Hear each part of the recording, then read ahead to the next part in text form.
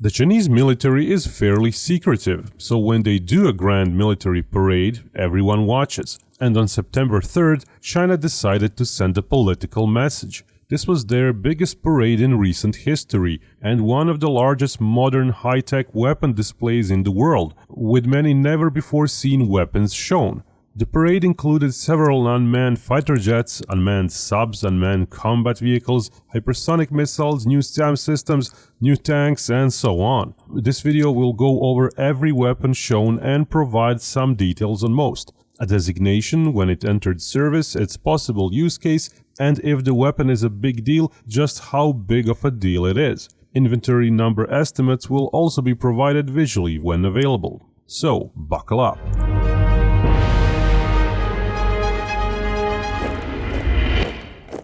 First, what this video won't cover: various communications, support and logistics vehicles and systems. Sensor vehicles will seldom be mentioned unless they're a big deal. Also, we'll skip various historical and infantry units coupled with their firearms. There's too much stuff, so something's gotta give. Parade announcers did say every system shown is in service, though in reality, for certain systems like fighter jet drones, that's a stretchy term. Off we go. The parade started off with helicopters. Z-20 is the new standard medium-sized helicopter of the Chinese military, a 10-ton Chinese analog to the US Black Hawk. Many variants exist like utility, search and rescue, anti-submarine, and so on. The Z-10 is a medium attack helicopter. To compare, the US Apache is roughly 50% heavier. Though smaller, the Z-10 still carries advanced guided missiles and sensors, probably compromising on range and armor. Next came the Z-19s. Those are scouting and light attack helicopters, usually present in the same units operating the Z-10. They too carry advanced ATG missiles. Next came a formation of Z-20T helicopters. This parade showing is sort of their premiere. They are a cross between an air assault and air attack helicopter, retaining troop transportability while adding missiles and sensors to guide them. Lastly, 3 Z-8L large transport helicopters, with a widened fuselage possibly in the 14 to 15 ton class range. It's China's biggest helo to date, sort of an analog to the Augusta Westland 101. After the helicopters, the ground parade started. As said, we are skipping to vehicle formations, which started off with the heavy stuff, Type 99 tanks. This is apparently a novel B subvariant. It's China's heaviest tank, probably in the 55 ton range, roughly analogous to Russia's most modern T-90 variant. Then came the brand new Type 100 tank, premiering at the parade. We just did a detailed video analysis on it. In short, it probably weighs around 45 tons, it's full of sensors, has an unmanned turret with a 105mm gun and a highly armored crew compartment in the hull. The equally new Type 100 infantry fighting vehicle followed. Seems to share the same platform with the new tank. It's likely among the heaviest current IFVs in the world. It's also full of all-around sensors and curiously may lack guided AT missiles. Next, ZTL-11 assault gun vehicle, used in Chinese wheeled brigades to provide direct fire support with its 105mm gun. The vehicle is amphibious, based on the ZBL-8 baseline chassis, which was also shown. ZBL-8 is an amphibious infantry fighting vehicle, though seemingly it got new flotation devices. ZBL-8s have sometimes been seen in beach landing exercises. They are one of most produced fighting vehicles China fields. Then the PLL-9. It's a compact 122mm howitzer mounted on the ZBL-8 platform, providing indirect fire support to Chinese wheeled brigades. It's also amphibious. Next, a trio of new generation airborne assault vehicles. First, an armored personnel carrier, lightly armed, sporting a pair of missiles, a grenade launcher and a machine gun, but also an active protection system. Then the next-gen infantry fighting airborne assault vehicle. It has an unmanned turret APS system, 2 different guided missile types, and a 30mm autocannon. The third airborne vehicle seems to be a gun mortar for indirect fire support. That's a class of vehicle Chinese Airborne Corps didn't use before, and it's the lowest tech vehicle of the 3. but it's apparent China is investing in its airborne assault assets more heavily, replacing a single basic vehicle, the old ZBD-3, which was in turn similar to Soviet BMD-3, with 3 different new airborne assault vehicles. Then came the PHL-191, China's heaviest multiple rocket launcher system. Various loadouts are possible, but the 2 heaviest ones were shown. One featured 8 370mm rockets, precision-guided, probably reaching 300 or so kilometers. That pretty much puts 90% of Taiwan within system's reach from China's mainland. The other loadout showed 2 big boxes. Those hold 750mm wide ballistic missiles, probably reaching 500 kilometers or more. Apparently, both an anti-ship and a cheaper ground strike missile is available. Basically, they are a bit bigger analogs of the US PRISM missile. The PHL-191 is a big deal as it enabled the Chinese rocket force to slowly get rid of its older ballistic missiles and entrusted the army with the short-range ballistic missile barrage mission. Then Navy's assets followed. Navy's air defense missile mock-ups were shown on truck stands. The first was labeled HHQ-9C. The regular HQ-9C lacks the booster that this shown naval variant has, possibly pointing to an expanded role. Given its slim size, it's likely this new missile can be multi-packed in VLS cells on ships. Next was the HQ-16C. It should equip Navy's 054A frigates and a few of their older destroyers. It is roughly analogous to the latest Russian Buk missiles. Next, a whole missile launcher mock-up for HQ-10 missiles was shown on a truck. Those launchers are designed for ships and usually hold up to 24 HQ-10 missiles. They're used for close-range self-defense against incoming anti-ship missiles. Then came a laser system on a large truck, which may help defend naval bases, but apparently the same model has been tested on ships. The huge lens suggests long-distance focusing, and the large truck power plant may allow for a 60 to 100 kilowatt laser. Next came anti-ship missile mock-ups, most of which have never been seen before. YJ-15 seems to be a ramjet-powered supersonic missile, compact enough to be fired from tactical aircraft, like the J-15 flankers, or it might be fired from ships if a rocket booster stage is added. YJ-19 seems to be a hypersonic cruise missile with a booster, possibly small enough to be used from submarine torpedo tubes or bomber aircraft. This is the first time China showed a hypersonic cruise missile, so this is a fairly big deal. YJ-17 is a hypersonic glider on top of a large booster, yet seemingly compact enough to fit into Chinese universal VLS cells found on most of their destroyers. China now has several different hypersonic glider models, including dedicated anti-ship variants.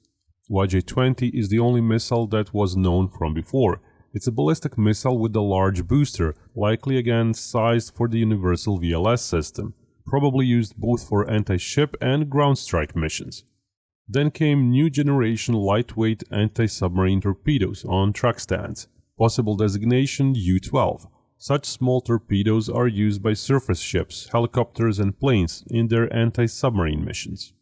Next up, a rocket-assisted anti-submarine torpedo, used by ships to quickly airdrop anti-sub torpedoes, usually up to 30 kilometers away. China has used similar systems for a decade now, but it's unknown if this is some new variant. Then a heavy torpedo, which should be the U-10. That's a rough analog to the US ADCAP torpedo, to be used from submarines against both ships and enemy subs. Next, a torpedo-looking system which is in fact a smart autonomous sea mine, launched from torpedo tubes. Then some anti-air assets, this time from the Air Force. We will skip through various new radars for brevity. First SAM shown was the HQ-11, probably for immediate defense of bases and valuable locations against incoming munitions, like cruise missiles, glide bombs, and so on. It also has an unshown gun component. HQ-20 hasn't been unveiled before this parade. It seems to be a medium-range system, but not much else is known. Plausible uses are either an anti-ballistic missile-oriented system, like a more specialized Chinese PAC-3 equivalent, or some general-purpose SAM, akin to Russian S-350. HQ-22A was also shown. The HQ-22 family is a cheap, mass-produced medium-range SAM to fill the gaps between more expensive HQ-9s. Next, HQ-9C launchers. C denotes a new slim-form missile, probably used alongside bigger HQ-9 missiles, similar to how US Patriot units use both PAC-2 and PAC-3 missiles. Unlike PAC-3, due to its length and single stage, the HQ-9C missile doesn't seem to be optimized for anti-ballistic missile missions. HQ-19 was next. That's a dedicated anti-ballistic missile system known for a few years now. Its missiles are a bit larger than the US THAAD, perhaps closer to what THAAD-ER proposal was. Basically, it seems designed against medium to intermediate range ballistic missiles. HQ-29 was also shown. This is the first time its missile containers have been clearly visible. The 29 forms the upper part of China's anti-ballistic missile defenses. Containers seem sized for missiles in between the US GBI and Russian S-500 missiles. Basically, the HQ-29 is likely to be used against both intermediate range and intercontinental range ballistic missiles. Army air defenses were next. A Mengshi all-terrain vehicle was shown with a 10 kilowatt laser, probably used against very small drones like FPV drones at short range. Then Type 625 air defense system was shown. It serves in medium-class brigades as part of the air defense battalions. Using a 25mm gun and man-pad missiles, it defends from incoming munitions and unlucky drones and helicopters. Then a system previously known as FK-3000 that seems to be a larger anti-attack drone / anti-munition system for protection of not-so-mobile assets. Besides a 30mm gun, it seems to sport possibly as many as 96 small-form SAM missiles. Next, a larger cousin to the 10 kilowatt laser, mounted on a large truck. From previous manufacturers' materials, we know that's a 50 kilowatt laser, probably for defense of not very mobile assets against small and medium-sized attack drones. Finally, a system was shown which is apparently a microwave emitter weapon, basically a short-range anti-drone asset, which can fry multiple targets at once, within a quadrant. Its parent vehicle again suggests it's not meant to protect maneuvering forces, but less mobile assets. After some support, jamming and communication units that we will skip for brevity, it was time for unmanned vehicles. A small tracked unmanned ground combat vehicle was shown sporting a machine gun and missiles. It was followed by two separate wheeled unmanned ground combat vehicles, again armed with machine guns and missiles. Then an unmanned mine-clearing vehicle followed. And finally, an unmanned utility/cargo vehicle with a large quadcopter on top of it, and paired with a couple of robotic dogs. Then came unmanned naval vessels. First, a 20-meter-long unmanned submarine, fairly wide and probably serving as a proper unmanned submarine for coastal areas. This was the first time anything of that size and complexity was shown in China. Then an unmanned / optionally manned boat, also a premiere. The important part is at the rear, where the boat is to hold towed sensors, plausibly a passive anti-submarine sonar or an active mine-hunting sonar. Finally, a 20 or so meter long unmanned submersible was shown, which does look a lot like the Russian Poseidon nuclear platform, but it is apparently a conventional powered mine-laying unmanned submarine. The last unmanned section featured large unmanned aircraft. First was the GJ-21, that's a subsonic stealthy ground strike drone. GJ-11 was shown all the way back in 2019 parade, but this seems to be a slightly different naval variant. GJ-3 followed, which is a medium-sized recon drone with the ability to carry weapons, similar to the US Reaper. Then came 4 completely new, never-before-seen unmanned fighter jets, or mock-ups. They all appear to have stealthy features, with 2 not featuring tails, possibly pointing to very stealthy airframes. Most appear to be made for supersonic flight. Overall, 4 fighter jets were shown, with 1 more strike jet, making a total of 5 unmanned combat jets. But interestingly, during the parade preparations, a few more unmanned fighter jets were shown, but for some reason they were not included in the final parade. All these drone fighters got a premiere at this parade. Their size ranges from 10 to 16 meters in length. and their widely different layouts obviously cover a wide array of missions and use cases. It's plausible that some, if not most of these, are still in the development phase, just like GJ-11 was back in 2019. Finally, the unmanned aircraft ended with a helicopter, roughly the size of Bell 407, but obviously a dedicated unmanned design. The shown variant seems to be a Navy helo, sporting a variety of sensors for a recon role. Again, skipping the logistics vehicles, Parade's last vehicle formations featured various strategic missiles. First came the CJ-20A cruise missile mock-up. Said missile is fired from H-6 bombers. Think of it like a slightly larger Tomahawk missile, but air-launched. A completely new cruise missile labeled YJ-18C was also shown. It shows off stealthy shaping and is almost as long as the CJ-20. It's a heavy missile like US AGM-129, now retired. Its designation is curious as the rest of the YJ-18 family doesn't look anything like this and is used by the Navy from ships. Another world premiere was the CJ-1000. Those are hypersonic cruise missiles, likely similar to but larger than the shown Naval hypersonic cruise missile. CJ-1000 also probably superseded the CJ-100 supersonic cruise missile in production, seen in the 2019 parade. A ballistic missile mock-up labeled YJ-21 was also shown. Said missile has been observed on H-6 bombers for a few years now. Think of it as the Chinese counterpart to the Russian Kinzhal. Then the DF-17, a hypersonic glider missile, first unveiled 6 years ago, plausibly featuring a range of close to 2,000 miles. Still probably amongst the hardest to intercept non-ICBM missiles in the world. Next, the DF-26D, an intermediate-range precision ballistic missile. The D variant is new, though not much else is known. DF-26 production rate has gone up considerably in recent years, and it's one of China's most important missiles.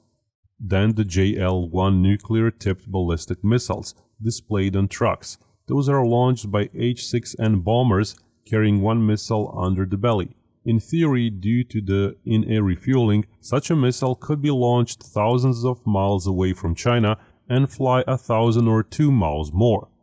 JL-3 was also shown. That's the latest generation of submarine-launched ICBMs, carrying nuclear warheads. It is used from Type 094 strategic strike submarines. Apparently, it features longer range than the JL-2 despite the same size. It's not confirmed or likely that it holds multiple warheads.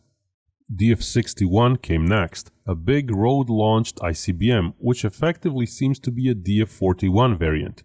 DF-61 is completely new and unknown, while the DF-41 is the mainstay of Chinese strategic strike, featuring very long range and multiple warheads.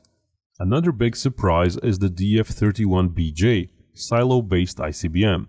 Despite its name, it's much larger than the other DF-31 missiles and probably close to DF-41 in size.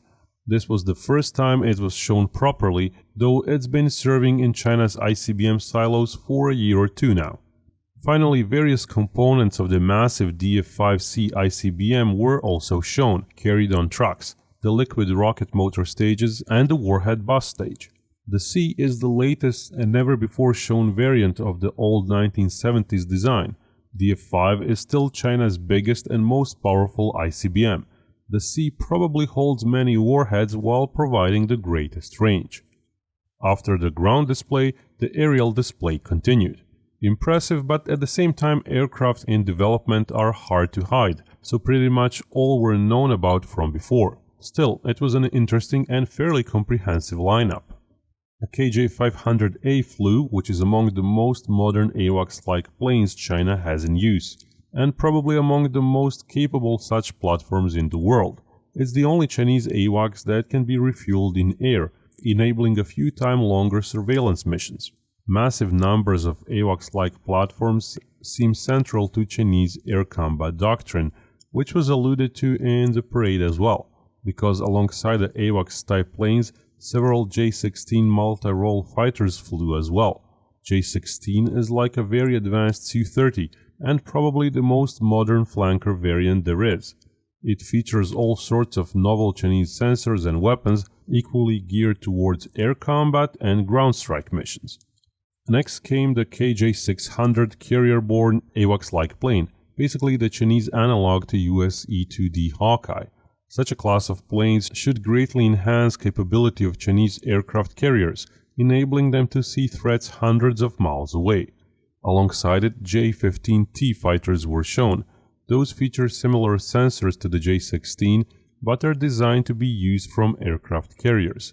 The T variant is the most modern, also designed to be launched using carrier catapults, meaning it can also operate from the upcoming Fujian aircraft carrier. Next came bombers, NK and J variants of H-6, China's only bomber. K was the first redesigned H-6 receiving newer engines. The H-6 airframe is based on the old Tupolev 16, but 70 years later it's been quite a bit modernized. Think of it as a much smaller B-52. The K variant is basically a cruise missile and small ballistic missile carrier, though it retains the central bomb bay. It was also observed carrying anti-ship missiles. The J variant is a somewhat modernized K variant that initially started off as an anti-ship variant but is largely similar. The N variant bomber is the most interesting one. It has a deleted central bomb bay. Instead, very large ballistic missiles can be carried there, as well as large recon drone aircraft. The N variant is the only Chinese bomber that can be refueled in air. Then came YY-20 refueling aircraft. That is the dedicated tanker variant of the Y-20, using Russian engines. Each. When the fighter formation featuring radar and comm sensing pods and a variety of advanced jamming pods. Perhaps more interesting is the J-35 following it. It's a medium-sized fighter, China's second stealth design. The shown A variant is the Air Force's plane. It probably mirrors J-20's long-range missile loadout, though without dedicated short-range missile bays and without as much fuel carried. It's plausibly still in very limited service. Next came J-20S.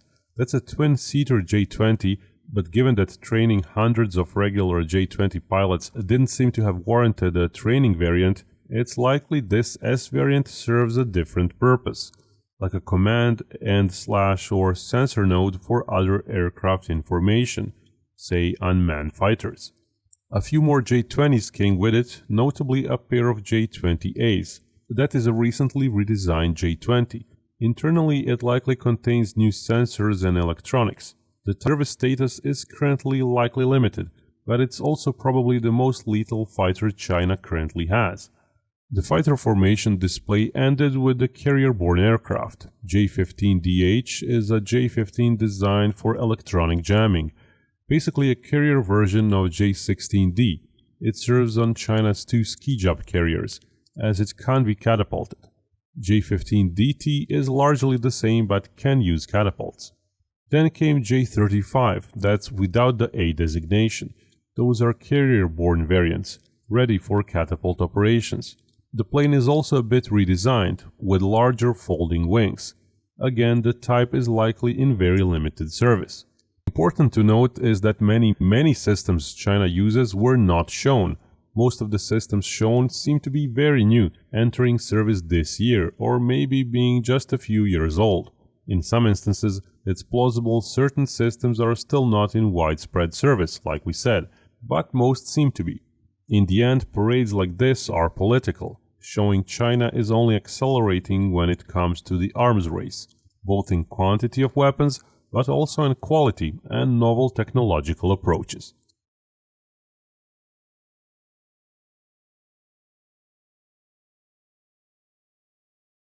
And remember, Binkov may talk about war, but only real peace can bring us all together.